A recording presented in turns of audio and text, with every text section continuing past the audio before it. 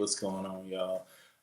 This week in class, I learned about free time, teacher spending, and crock-pot cocoa. Yeah, so that and more. We'll talk about that in just a minute.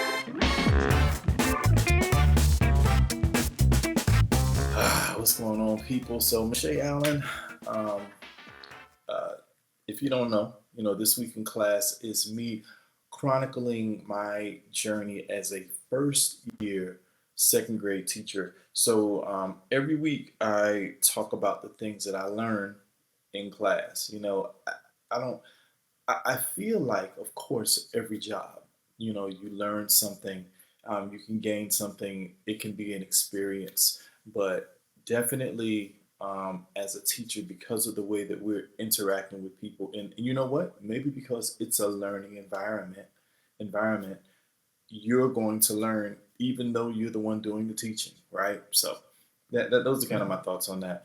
Um, so this week was the last week before we go on holiday. So one thing that was fun was I had an elf in my class. My oldest daughter, she, she was finished with tests and such, and Friday was um, Friday was a free day for her. They were doing makeup tests and stuff. She didn't have to do that. So she actually came and volunteered in my class. So she worked in my class and she actually worked next door with my partner teacher there. And not only did she enjoy herself, but she kind of doubled down on wanting to do early childhood education. So I'm glad that I was able to kind of provide that opportunity for her. So, and I'm skipping to the end of the week. I'll talk about some other stuff too, but that was an interesting thing in that. So it's Friday, right? It's a free day. We'll do some things, but we're really gonna have a good time and just kind of play. And that was really difficult for quite a few of the kids. It made me realize that even if it's free time, it has to be really structured for some of the kids, and even more so for kids who kind of have challenges and they're accustomed to schedules. So if you say, oh, today we're just going to have fun, they're like, yeah, but what's the schedule for the fun? So I even had one kid ask me, it was so what he does and what he needs is if his behavior is good, then he gets free time next door at the end of the day. And then we normally just have free time like the last 5 minutes or so of the class, right? And he really asked me, are we going to have free time today? And I'm like, sir, the whole day is free time. But for him, that specific, hey, you hit this marker, so you get free time. He needed that. And that's just something that I had to understand. And had another girl in the class who she really likes the structure of the day. And at the end of the day, she said, I missed a lot of things today. And I'm like, no, you didn't miss anything. This is what we were doing. We were having fun. We were just having a free day. But I think in the future, I need to, and there were some things that we still did, right? They still had fine arts. I still stopped at snack time. So what I do during snack time is I have them watch the announcements then. So we still stopped. Then, of course, there was still lunch, but some kids did fine with it. They knew exactly we're hanging out. Great. I passed out coloring sheets, but some folks need that. So I think I need to have a light structure or going in saying, hey, this is what we're doing today. We're going to move this to this time and this to that time and what have you. So that the kids that need a schedule know that there is a schedule. But that was interesting. The other thing, so it being the last week of school, we kind of did kind of like a spirit week situation where, you have pajamas this day and Christmas hats and this, that, and the other on other days. And people talk a lot about the money that teachers spend coming out of their pocket And what you don't think about is like those little things. Like I just really didn't have Christmas pajamas, and I wanted to be a part. So I had to go buy some Christmas pajamas. Now these pajamas, I'm gonna have them. I have them all the time, right? So if you think from a business standpoint, I don't know how long does a pair of pajamas last, right? I don't know. Let's say they last 5 years, right? So whatever that amount of money I spent, average that out. How many times I'm gonna wear this particular pair of pants? Maybe I'm gonna wear them once a week, right? Twice a week. So if you do the math on that, then it comes out to some cents per day. So I guess it's okay. But it was something that I didn't expect to spend. We did they don't really do Halloween per se in elementary schools, but we do a literacy parade. So pick your favorite character. You normally want a book character, and you can dress up like that character. We do a parade. I think I talked about that earlier. So second grade did 101 Dalmatians, and so I bought a Dalmatian suit, right? Not like dressed up like that, but like an actual like suit that you would, a regular suit, but it just had spots on it. Again, just money I spent, not a problem, not complaining about it, but I wouldn't have expected to spend that going in. You thinking, oh, teachers spend money on school supplies, this, that, the other, but these other things you do, um, and even for the party, parents helped a lot. So I appreciated that, and there was some money that was spent out of my pocket. It's like, Now, one rubric that someone told me, and this is not just general spending, but specifically in terms of motivation system type things, prizes and gifts for the kids, is they try to spend no more than 25 cents per kid. It's like interesting, so like I bought some ice cream bars, and it was like, I think it was like $3 or $4, but it was the minis, and it worked out to about that. Now, one thing I'm finding, so in the comments, tell me, what do you think about that? Is that a good number? Do you spend more? Do you spend less? How much do you spend on things like, funky pencils or cute erasers, or, candy, or some type of treat for the kids? How much do you spend? I want to know, so that's, things that I'm building. Um, what I did find that sometimes that 25 cents a kid, I spread it over my whole class, which would be 20 cents. Sometimes all of the kids don't get the treat if it's for a specific thing, right? Like, so it's like, hey, if you read this much, do this much math, we have these platforms that we use, then I kind of stratify it, right? So you did everything, you did maybe half, you did some. If you did nothing, then of course you don't get that particular treat. And one thing I try to do is make sure that I have a treat for the whole class, regardless of behavior, unless you just really work hard to ruin that. Good morning, Dr. Chaz. Thank you for coming through. And then, also have those treats for specific behaviors. So let me know in the comments, as a teacher, what do you spend? Do you stick to that kind of 25 cent per student, or do you go over that, or do you go under that? What else? Oh, so another thing with that unstructured time, it's just, I don't know. You would think that they would just be happy, but some kids really struggle with that. So I had some kids who ended up missing on kind of the big part at the end of the day because they got in a fight at lunch over nothing. You know what I mean? And I wasn't there. It's nothing that I can prevent or intervene in. I think that's definitely something I'll talk with them about when we go back, in terms of, hey, if you have a problem, if you can hold on to it and you can bring it to me, maybe we can work it out. But if it explodes away from me, you have to deal with those people and not deal with me. So I think that's a good conversation. Um, when we come back, and I'll probably talk about this in the next episode, I really want to kind of, I'm calling it my day one initiative. I really want to kind of reset. And I did it after the Thanksgiving break, so I'm going to do it again. Treat it like it's day one. Go over the class rules again. Um, give lots of prizes and things for following the rules. Treat it like it's the first day of school because, in a lot of ways, it is right because they've been away and they're not ready to come back yet, and I have to really bring them back in. So I'm thinking about some ways to do that. I'll talk about that later on. Let me see. One fun thing is I have a pencil collection, right? I give out pencils all the time, and they just end up on the floor by the end of the day.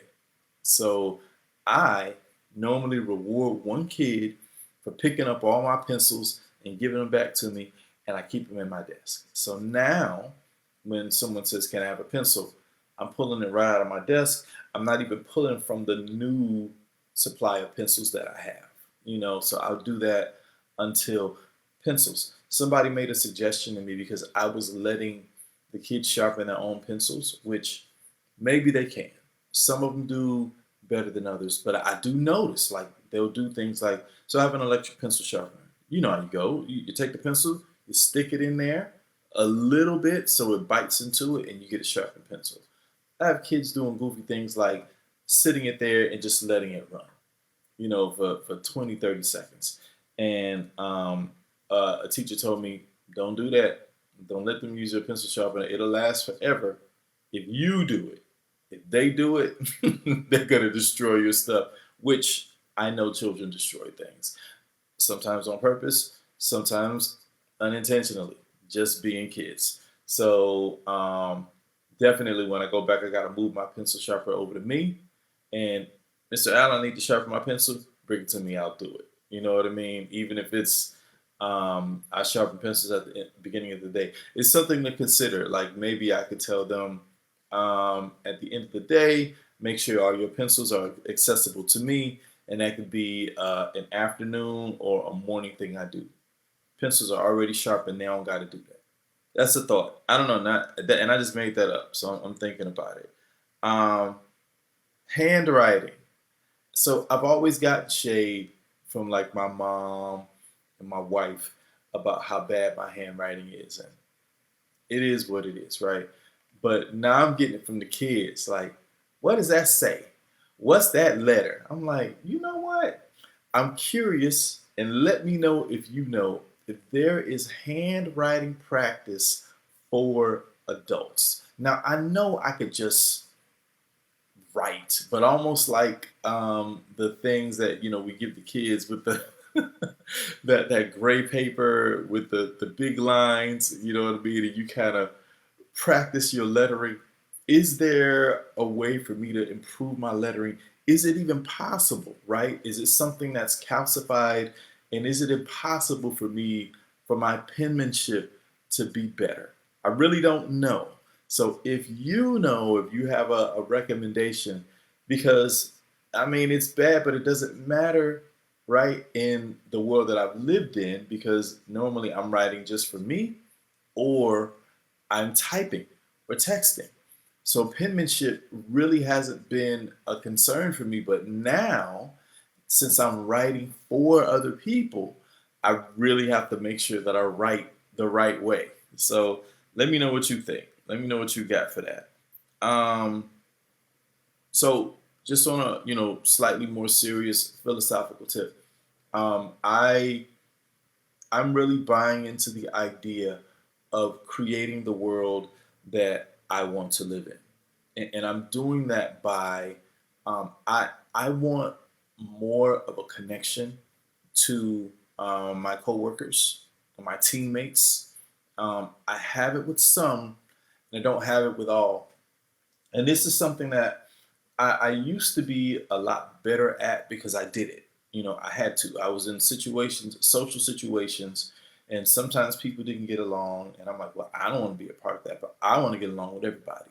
And I would reach out and I would have sometimes these individual relationships with people which sometimes will bloom into facilitating reconciliation between different parties. And then now, instead of just this friend and this friend, now all three of us are friends, And I want more of that with my second grade team. So I've made efforts to connect with this one and connect with that one.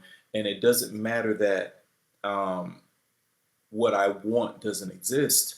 If what I want doesn't exist, then if I can, it's up to me to create it and make it exist.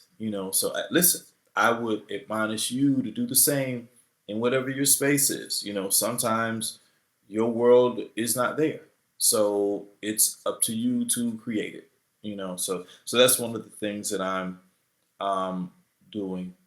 Uh, Another thing that I'm finding that I see is that teaching experiences are really parallel.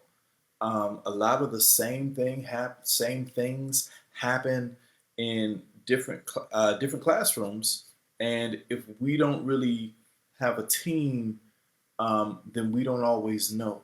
So you'll have a situation where the kids are struggling with a particular concept, right?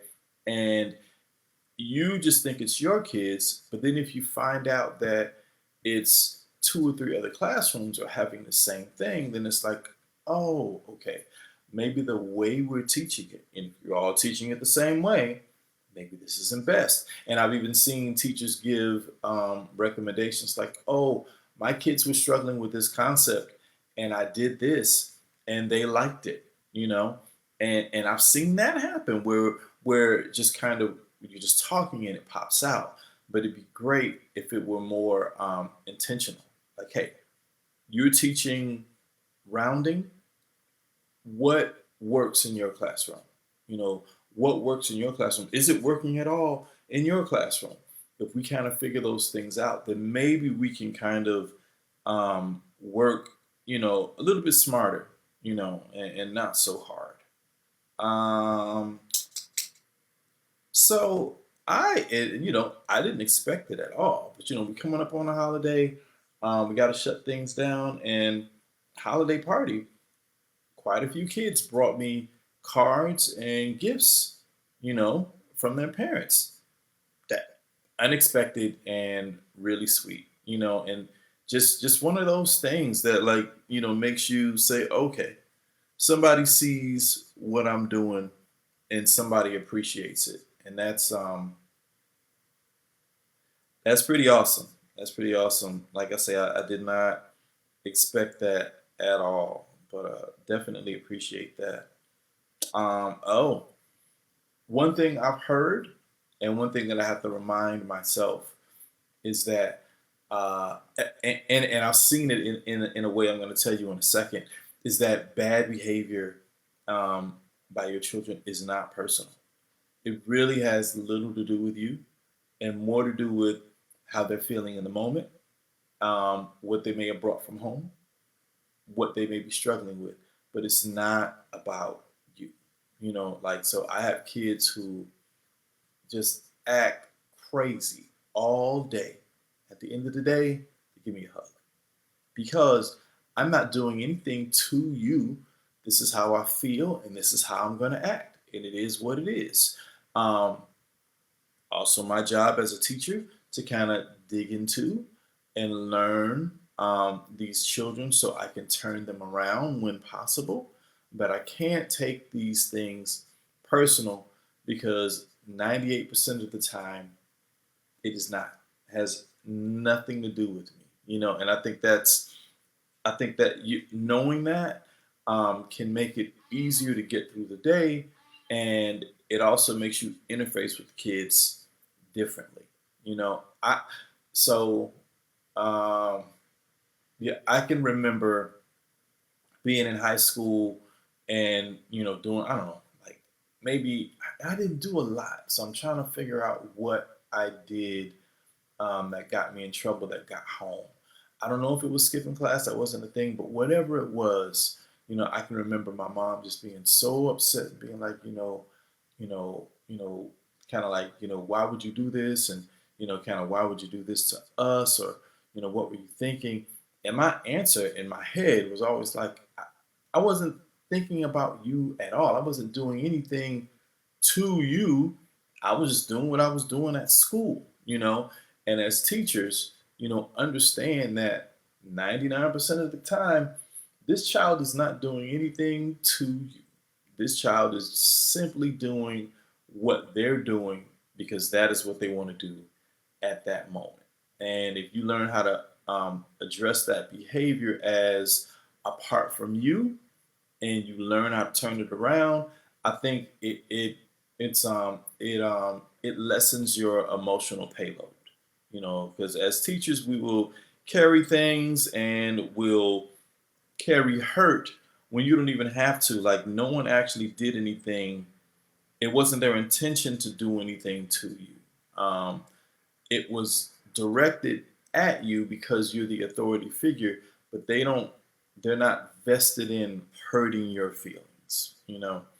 I am almost done. Um, this is more of a question. I don't really have a whole lot of opinions about it, maybe. Friends at work. I've seen different things that people say, right? You're at work, you go to work just to work, and then you come home. We ain't worried about friends or nothing like that, right? Okay, it's where you work, it's where you make your money. So there's a level of protection. You don't want to say or do anything stupid, or introduce personal things that make work difficult, or make work complicated. I get all of that, you know. And I think I say and a lot because I don't want to say but, right? Because that no, I think I can say but here. But um, you have to be at work for a significant part of your day, right? Uh, but I mean, you have an 8-hour workday. You sleep for 8 hours, so that leaves you with, you know, 8 hours. It's a third of your day, that you're there with these people. So why wouldn't you want it to be pleasant if possible? Be wise, be intelligent, but why not, make it as enjoyable as possible? And a lot of times that comes with connecting with people. Tell me what you think about that. Do you have friendships at your job? Um, do you think it's dangerous to do so? Are you one of those people that don't have friends at work at all? It's acquaintances. We laugh, we talk, but when we leave, I don't want to know what you're doing, and I don't want you to know what I'm doing. I'm curious. Let me know what you think about that. Last but not least, um, we made. Oh wait, no, I'll mention that later. We won't talk about that. Like Bruno. Uh, for the holiday party, we made crock-pot cocoa. First time I'd ever heard of that. If you want, um, comment and I'll send you the recipe.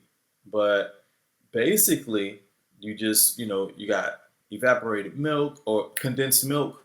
You got a gallon of milk or so. You got chocolate syrup. You got chocolate chips, um, whipped cream. But you throw a whole bunch of things in a crock pot and you just let it cook for a couple hours on low, and boom, right? I was like, hmm. What I'll say is it. I think it takes longer for the chocolate chips to be totally gone, or maybe the heat should have been a little bit higher than absolute low. Um, I also was like, okay, it kind of made me think, how can I tweak this, right? Like maybe do some chocolate chips, but maybe do a few caramel chips, right? You know, um, Pretty interesting. The idea I like about it is, you got the smell in the room for one. Two, if you tell the kids that that's what you're doing, then it kind of gets builds that anticipation. But pretty interesting. I like that. So if you want the recipe to crock pot cocoa, of course you can look it up yourself. But Comment below and I will post the recipe that I used. So that is what I learned this week in class. Signing off, your friendly neighborhood second grade teacher.